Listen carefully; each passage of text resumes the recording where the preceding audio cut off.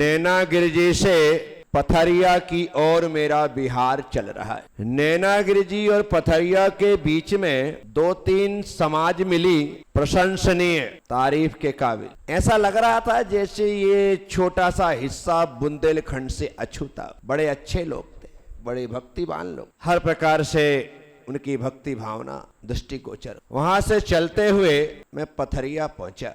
पथरिया गांव अलग है और वहां पर बना हुआ विरागोदय क्षेत्र अलग है। पथरिया गांव के बाहर ही बाहर, क्योंकि मुझे क्षेत्र में जाना था, तो रेलवे पटरी के पीछे से एक पुल है, वहां से निकल करके सीधे मैं विरागोदय क्षेत्र के लिए, क्योंकि विरागोदय के लिए ही मैं आया था। आचार्य विराग सागर जी महाराज वहां पर थे, तो मैंने कहा उनसे मिलना हो जाएगा, उनके दर्शन हो जाएंगे। क्षेत्र नया नया अभी अभी प्रतिष्ठा हुई है, उसकी बदनाम। वहां पर मैं पहुंचा, सारा संघ आगवानी के लिए आया और मैं वहां पहुंचने के बाद आचार्य से मिला नीचे ही हॉल में, क्योंकि एक गोलाकार रूप से उस क्षेत्र का निर्माण हुआ है। ऊपर अंदर हॉल में सर्वत्र जहां जहां जितना स्थान उन्हें मिला है, बहुत जिन बिंब वहां पर विराजित हैं, भगवान विराजित। वहां पहुंचने के बाद सभा ही थी, चल रही थी। मेरे जाने के बाद आचार्य मंच पर ही थे, सभा हुई। मैं सोच करके नहीं आया था कि इतने दिन वहां पर रुकेंगे। मेरे केस लॉन्च का समय भी था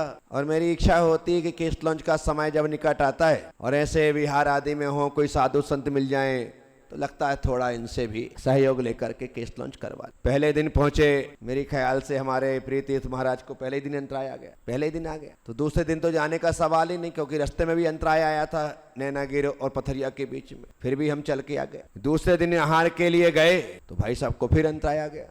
2 दिन हो गए, अब तो हद हो गई। गर्मी के दिन हो, विहार काल हो और अंतराय आ जाए तो निश्चित तौर पर शरीर में आसक्ति आ ही जाती है, कमजोरी आ जाती है और फिर छोटे ही और छोटेपन में तकलीफ ज्यादा होती होती। फिर मैंने कहा कि अपन केस लॉन्च कर लेते हैं। तो तीसरे दिन मैंने केस लॉन्च कर, जब केस लॉन्च किया है तो उस दिन उपवास होगा और उपवास होगा तो वहां रुकना ही है। मंच पर ही बैठा था, मैंने कहा यहीं पर बैठ के केस लॉन्च कर ले। मेरे बाल एकदम कमजोर कह दो आप, नरम कह दो आप, मुलायम कह दो, जैसा भी कहना, बहुत हल्के बाल। मैं केस लॉन्च करता हूँ, मुझे पता ही नहीं लग पाता कि केस लॉन्च हो भी जाता है, ना कोई दर्द होता है ना कोई तकलीफ होती है, बिल्कुल सहजता से हो जाता। पहले होता था, अब कुछ नहीं होता। या यूं कहें कितने लंबे समय के साथ अब बाल को भी लगने लगा होगा, यार क्या फायदा, ये तो बेरहमी से उखाड़ता है, तो दर्द देने से कोई मतलब ही नहीं है, शायद ऐसा सोचता, तो मुझे कोई तकलीफ नहीं होती। मंच पर ही बैठा था, केस लॉन्च कर रहा था। मैंने विराग सागर जी महाराज से कहा कि थोड़ा आप भी हेल्प कर लो, केस लॉन्च कर दो, अच्छा है, 2-4 फोटो खिंच जाएंगी, लाइफ टाइम रहता कि चलो जहाँ जब साधु संत हैं।